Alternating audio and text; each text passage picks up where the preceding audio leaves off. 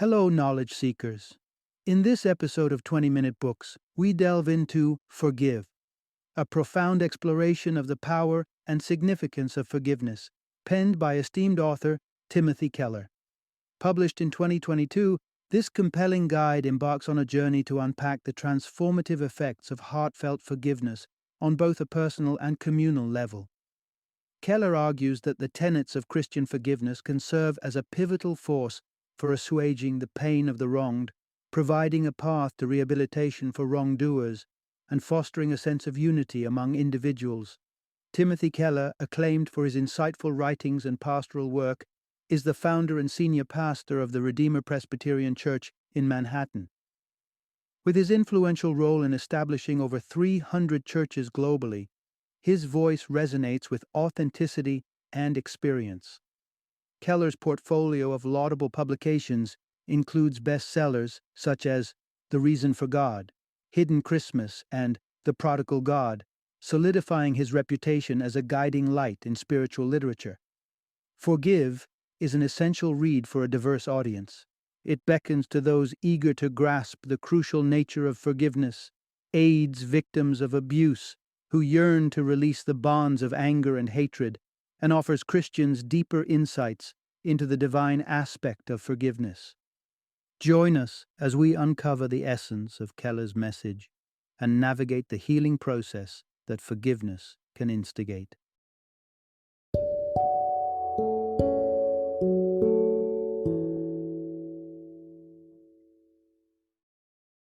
Forgive. Why should I and how can I? Introduction. Discover the power of forgiveness. It's a truth universally acknowledged that life is peppered with moments of tension, conflict, and hurt. Just as our bones can break, so too can our spirits, often due to the actions of others. But there exists a remedy potent enough to mend even the deepest of emotional wounds: forgiveness. Forgiveness is a complex concept that goes far beyond a simple apology or an act of forgetting. For those who have felt wronged, providing a pardon can seem an insurmountable task. On the other side, accepting one's mistakes and genuinely asking for forgiveness requires tremendous humility. In Timothy Keller's insightful exploration, Forgive, we embark on a journey through the multifaceted layers of forgiveness, guided by Christian wisdom. This enriching guide doesn't just answer whether to forgive, but rather paints a broader picture of what it means to engage in the act of forgiveness both for the forgiver and the forgiven, detailing why it's essential for true healing and peace. Forgiveness, a necessary path for healing. Confronting the pain inflicted upon us by others raises an inevitable question. Should we aim to forgive, or should we seek retribution? Punishment may seem like the more intuitive, satisfying response, but does it truly serve the cause of justice, or does it simply create more hurt? Keller argues that forgiveness, though it may seem counterintuitive, offers a more substantial, more healing answer. It isn't about dismissing the wrong or pretending it didn't matter.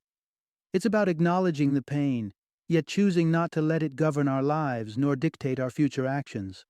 Moreover, the journey to forgiveness invites us to consider the humanity of those who have wronged us.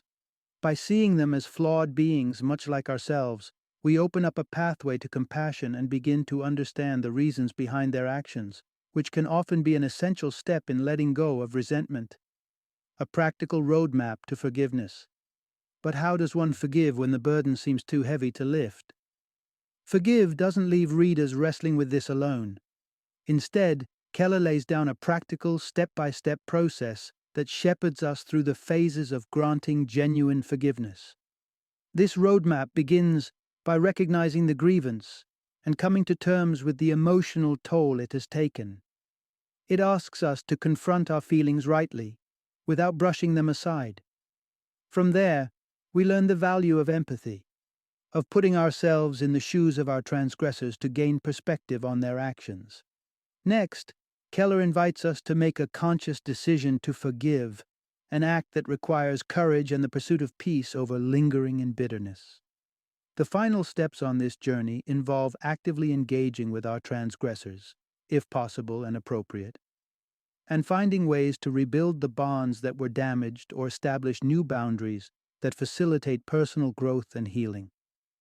In leveraging this blueprint for forgiveness, we not just conduits of grace, but also recipients of an inner serenity that comes from breaking free from the shackles of past wrongs. Forgiveness is depicted not as a single moment, but as a comprehensive process that evolves and deepens over time, leading us towards a newfound liberation. So whether you're entangled in a web of past grievances or striving to make amends for a wrong you've committed, Forgive by Timothy Keller is a treasure trove of wisdom. It offers the tools needed to navigate the turbulent waters of forgiveness, leading you towards a horizon where peace prevails and the heart finds its long-sought rest. Part 1. Understanding the true essence of forgiveness. Imagine an outstanding debt so massive that it shackles you to a lifetime of servitude, a burden so colossal that every waking moment is overshadowed by its weight. Now, picture being released from that obligation, your slate wiped clean by an act of sheer mercy. That's the essence of forgiveness, portrayed vividly in the parable of the unforgiving servant, and it's a cornerstone of Christian teaching that transcends religious boundaries. At its core, forgiveness is about relinquishing the right to hold a grievance against those who have trespassed against us. When you pardon someone, you're in essence canceling their debt to you. It's a conscious choice to remove the stain of their error from your shared history and to refuse to let it color your future interactions. This narrative, however, isn't just a lesson in forgiving, it's also a reflection on the intrinsic nature of understanding grace. The story emphasizes that the practice of forgiveness isn't transactional. It can't be earned or bought. Rather, it's a heartfelt comprehension of the profoundness of forgiveness that prompts us to extend it to others. Christianity introduces an interesting perspective on this virtue, representing Jesus as the embodiment of ultimate forgiveness, as he paid the price for humanity's sins. This, often referred to as eternal grace, beckons believers to confess, repent, and embrace this divine gift of mercy. But does the concept of forgiveness only resonate within the walls of churches and among the pages of sacred texts? Absolutely not. Even for those who don't identify with the Christian faith, the principles of forgiveness offer vast universal value. Letting go of resentment liberates the forgiver from the heavy chains of bitterness, while allowing the forgiven party to embark on a journey of personal transformation. More than just an emotional release, forgiveness is a mechanism for breaking the cycle of retribution and abuse.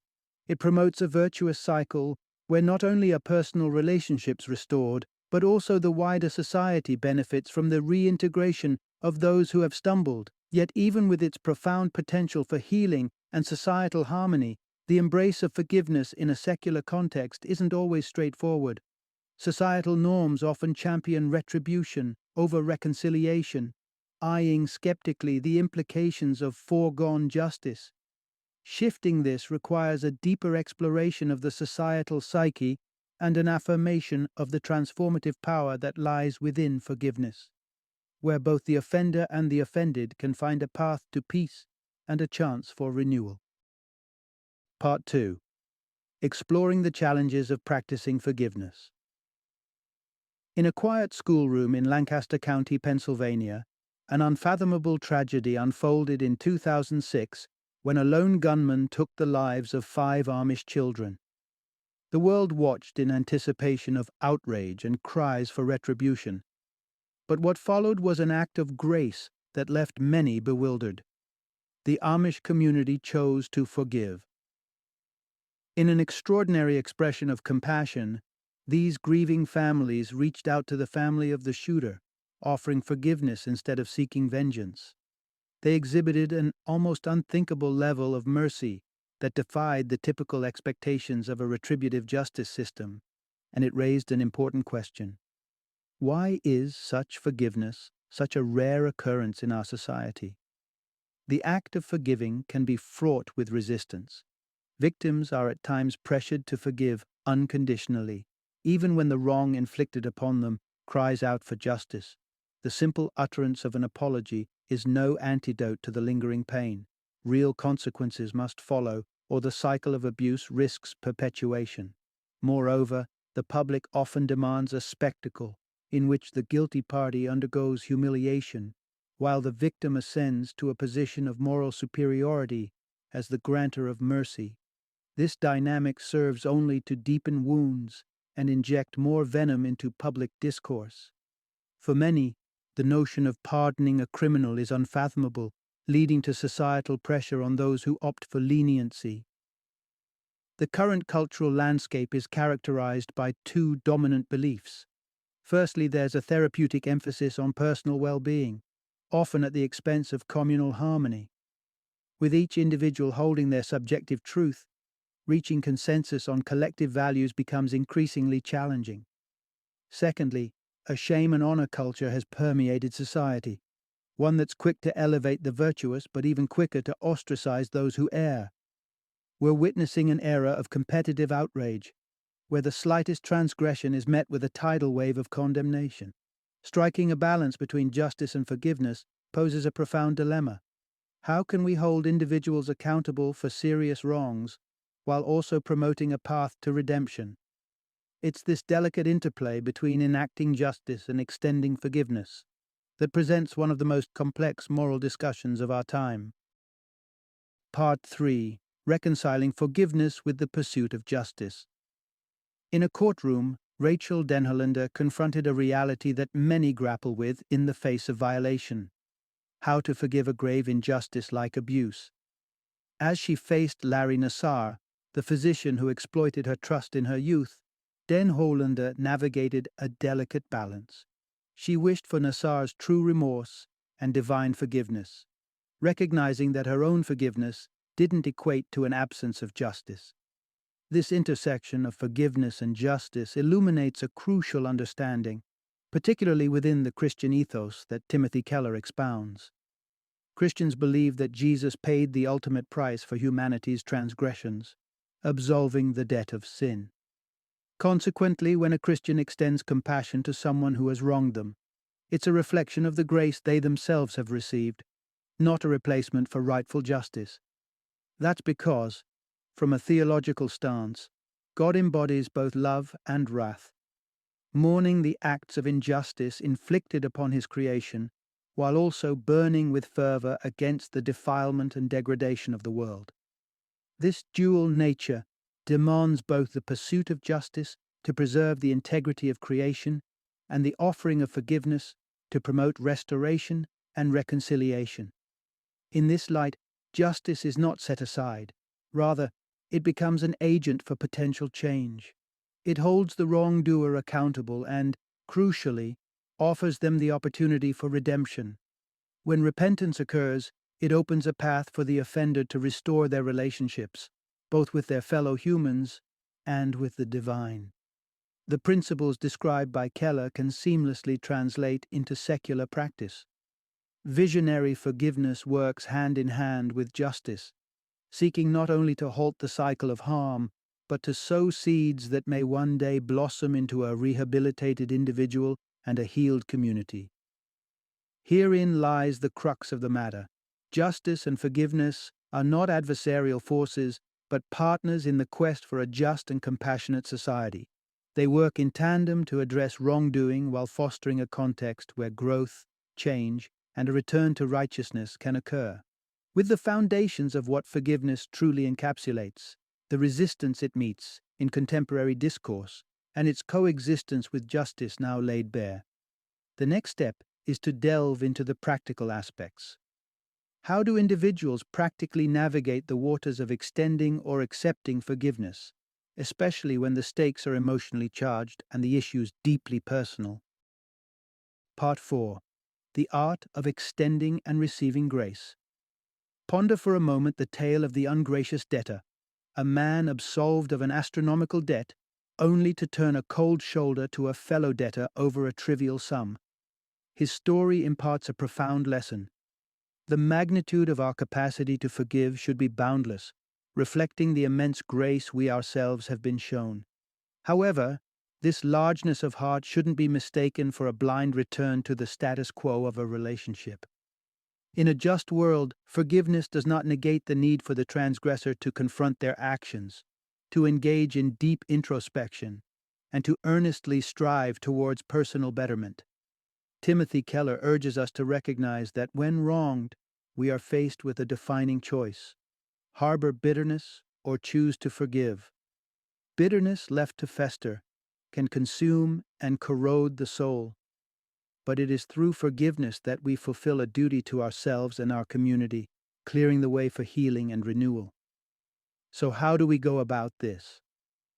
The path to genuine forgiveness is systematic. Begin by recognizing the offense in its fullness and communicate this to the person responsible. This opens the door to accountability and acknowledgement of hurt. Next, it's crucial to distinguish the action from the individual. This enables us to hold on to their humanity and ours. In the Christian context, it means to remember one's own salvation by grace, fostering an environment where mercy can thrive. Remember, to excuse is not to forgive. To excuse is to dismiss the act as inconsequential, erasing the debt without due acknowledgement. True forgiveness, on the other hand, confronts the debt head on, absorbs the cost, and conscientiously chooses to release the other from that burden. The ultimate goal is to mend what has been fractured, to see relationships not just repaired, but revitalized.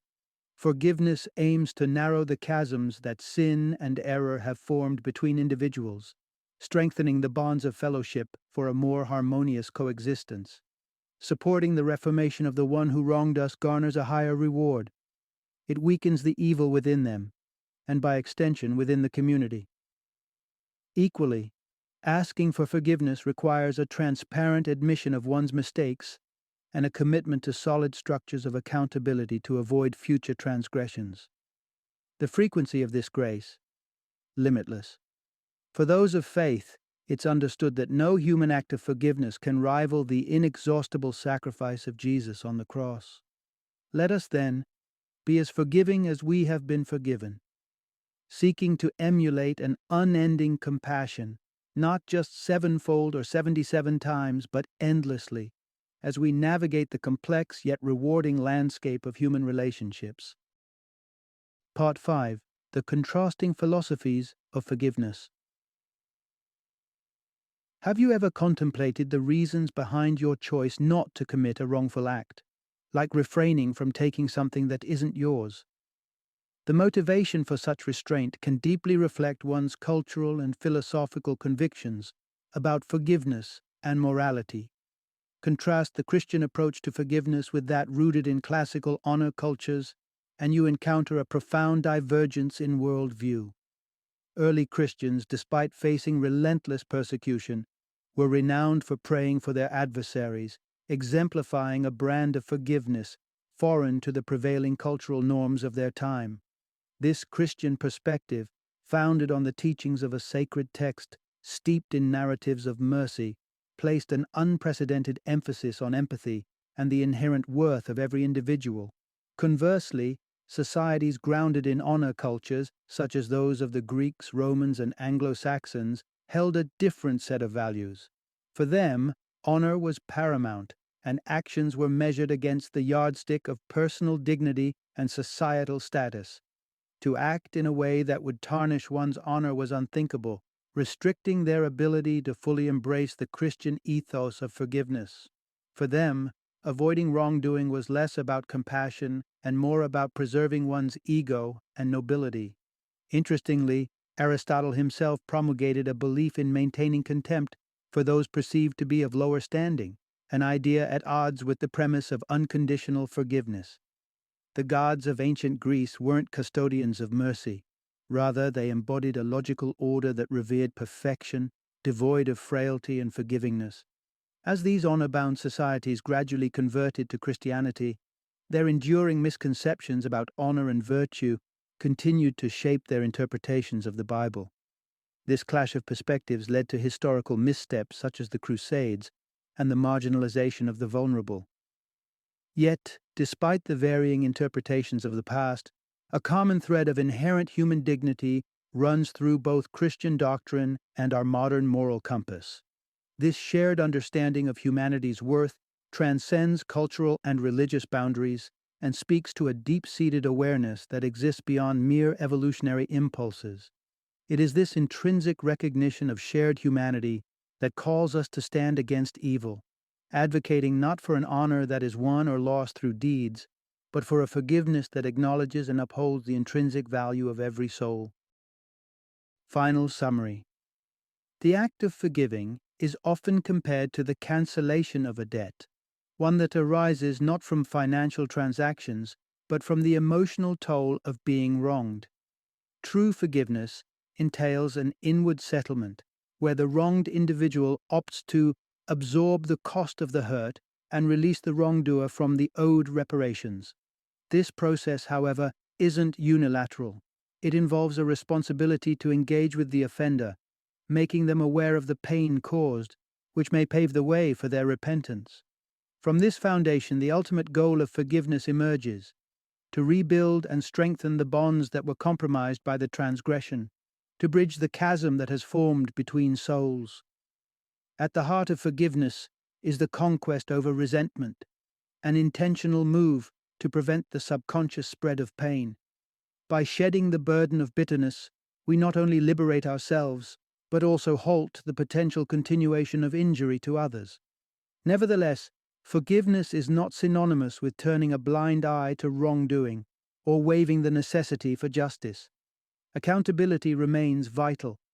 An offender must grasp the gravity of their actions and their implications to ensure the cessation of harm. Forgiveness transcends notions of pride and honor. It isn't about maintaining a facade of moral superiority. Instead, it's a profound expression of love, an offering that demands neither condition nor limit.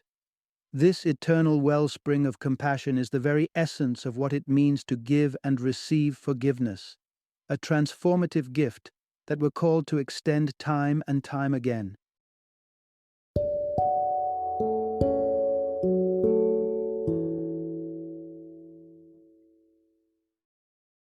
Thank you for joining me today on this journey of learning and discovery as we explored the insights of another thought-provoking book in our growing library of knowledge. If you've enjoyed our time together, please take a moment to follow our podcast, give us a 5-star rating, and share 20-minute books with other knowledge seekers. Your support truly means a lot. Don't forget to join me again in the next episode, where we will delve into another enriching book. Until then, happy reading and happy listening.